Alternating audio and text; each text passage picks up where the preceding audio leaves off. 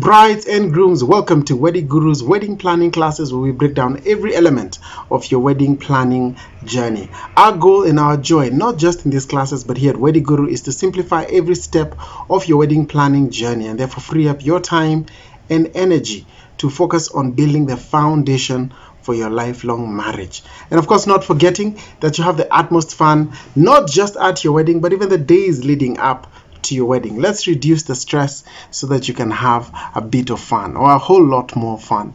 My name is Kimari Maina, wedding planner here at Weddy Guru, and in this class we are discussing how to put together your wedding planning team. Committees, as they are known here in Kenya. How do you put together an effective and efficient wedding planning team?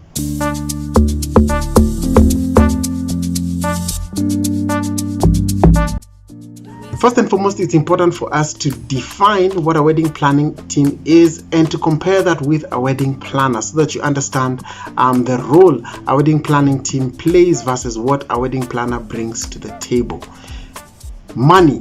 To start with, of course, a wedding planning team is more affordable because your friends are giving of themselves to you to make sure that your wedding is a success. On the other hand, of course, a wedding planner can be expensive depending on your budget, depending on how much they are charging, depending on your budget and depending on how much they are charging. A wedding planning team are not professionals. They do not wake up every day thinking about how to make sure that wedding planning is successful and is a joy to couples. But a wedding planner is a professional. That is what they do every single day as they wake up. Just as you go to work, they go to work thinking about how to make wedding planning better for couples. So it's important to take note of that.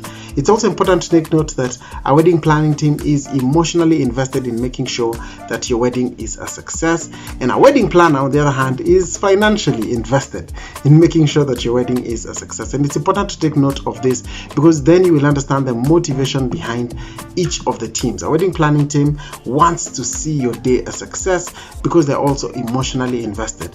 Meanwhile, a wedding planner wants to see your day a success because from that they are able to earn. And of course, if you get a wedding planner who's also emotionally invested, hey, even better. But in most cases, then this is a good comparison of what a wedding planning team offers and what a wedding planner offers. Let's talk about a wedding planning team. Please separate the logistics team or the wedding planning team with the fundraising team. Those should be two separate. The job of the fundraising team is to make sure that funds are raised to meet the budget needs for the wedding. But the job of the planning team / logistics team is to make sure that the tasks that need to be done leading up to the day of the wedding and on the day of the wedding are done and done successfully. That is the job of the wedding planning team. And that is what we're discussing in this class today, how to assemble your wedding planning team. First and foremost, select members who are able, willing, and available. Let's break it down. They are able. There is a job description that we will give you for the 10 roles that make up this wedding planning team. Each role having its own job description. Check the job description and see who among our friends is able to deliver the tasks in this job description. That makes them able to take on that role.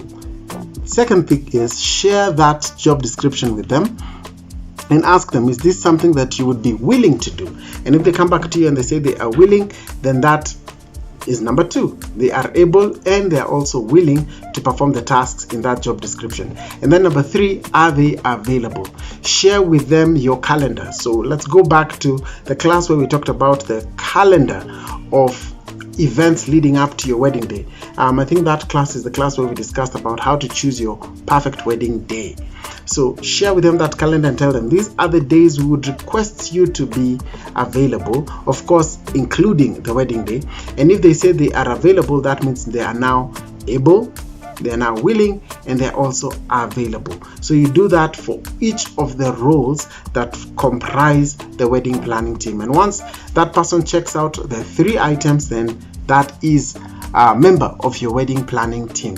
And then after that, of course, now schedule the meetings. Now that everybody's aligned, schedule the meetings in your calendar, send out those calendar invites so that you can lock their calendars, so that you can make sure that your meetings do happen, and do happen with everybody being present. With regards to the meetings, here's how you run these meetings. Effective meetings are meetings where we report on progress. We don't plan, we report on progress. So the job descriptions show the tasks that each role should undertake in the lead up to the wedding, and of course on the day of the wedding. So the job of, for example, the transport coordinator in the meeting is to say, I was supposed to secure vehicles, I have secured vehicles, or I have not secured vehicles, and therefore I will secure vehicles by this date. Or I need the couple to help me secure vehicles, I'll pick it up with them after the meeting. It's reporting more than it is planning. Planning happens before the meeting and after the meeting, and not during the meeting. And that is how you make sure that the meetings take the shortest time possible, because there isn't much that you can, because the minute you begin planning within the meeting, you'll find that your meetings will last 2 to 3 hours. And then what ends up happening is that people are no longer as psyched up to attend these meetings. It also means that the person who's been made responsible for a particular task should be trusted to deliver the tasks. The person who's been made responsible with a particular role should be trusted to be able to deliver the tasks they're in, and no one should come in to take over, unless the chairman of the committee, of the planning team, and the couple feel as if this person is overwhelmed and they need assistance. Then someone else can step into assist them, but otherwise trust them. The couple saw that they were able, and they saw that they were able to deliver. Trust them to proceed to deliver. It's also important to note that the planning team is coming on board to support the vendors and not to be there. Let's have a conversation. And I'm digressing a little bit, but I do need to say this so that the point can land. And I'm going to say this by sharing my story. I do not know even one vendor who enjoys meeting the committee, because the unfortunate disposition the committee has is we are their bosses and they need to serve us well. And I absolutely understand where the committee is coming from, because they have seen horror stories of couples who, of vendors who have disappointed the couples from weddings previous. And so they want to make sure that this vendor does not disappoint in this wedding. And to that we would advise, avoid then hiring vendors who need close supervision. If a vendor requires close supervision, then that is not a vendor that you want to work with. So select a vendor who you know can deliver on the day of the wedding. And I'm speaking first to you as a couple.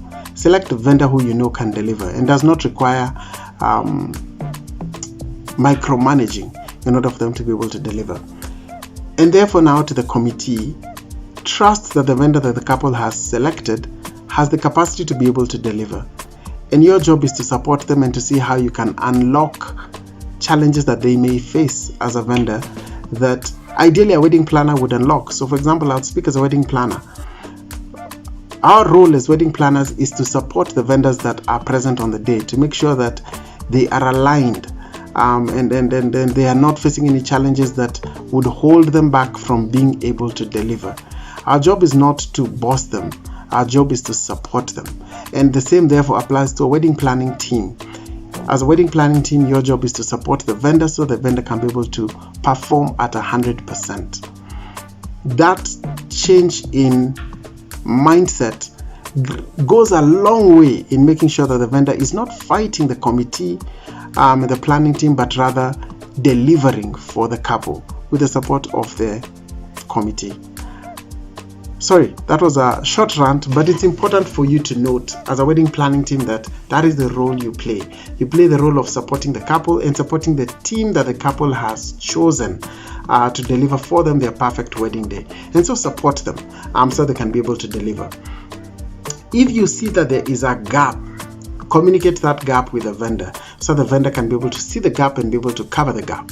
But other than that, trust that this vendor is a good vendor. And to you, the bride and the groom, and to the committee and to the planning team, when you are put in charge of bringing these vendors together, make sure you select a vendor who you know can deliver, so that you don't have to work on the day of your wedding. You can actually chill back, relax, and enjoy the day of your wedding because the vendors have it under control. Moving on. These are the 10 roles that form what we call the wedding planning team. The first role is the role of a chairman, or the chairman or the overall coordinator, the person who will be chairing the meetings. Chairperson, not just chairman, could be a lady, my apologies. Chairperson who would be chairing the meetings, and on the day of the wedding also be the point person for the wedding planning team and for the vendors.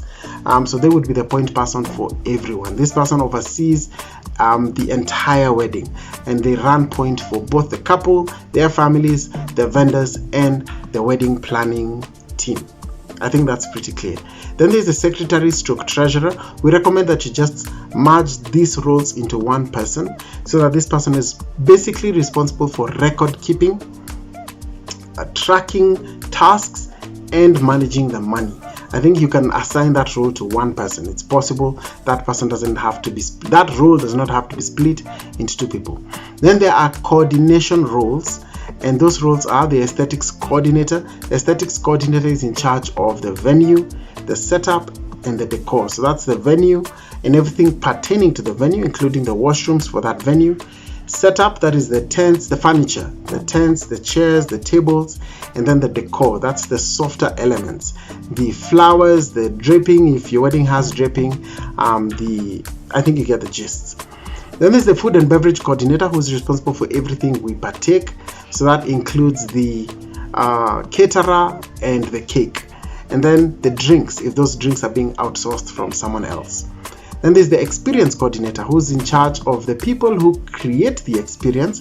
That is the MC and the entertainer. It could be a DJ or a band, and the sound they provide. And also in charge of those people who capture the experience. That is the photographer and the cinematographer. And then lastly, you have the transport coordinator, whose job is to coordinate both the transfer routes. So we'll move from here to here, and this is the route we will take. And these are the vehicles that we will use to move us from here to here, and we will only be transporting so and so as we move them from here to here. So that's the role of the transport coordinator. Then there are the support roles. So for example, there's the ushers and gifts coordinator. This is the person in charge of the team of ushers that is ushering the wedding, and in charge of the team of ladies or gents who are manning the gift table. So those two teams are run and supported by the ushers and gifts coordinator. Then there's the security and gift movers coordinator, whose role is to build a team that will secure the venue, make sure that they are hovering around the venue to make sure that everything is secure. And then after the wedding, they are responsible for making sure that the gifts that have been brought to the wedding have been moved from the wedding venue to where they are going to be stored until the couple comes back from their honeymoon. Of course, they collaborate with the transport coordinator to be able to move those gifts. Then there's the bridesmaids coordinator, whose job is to coordinate the bridesmaids, and the groomsmen's coordinator, whose job is to coordinate the groomsmen.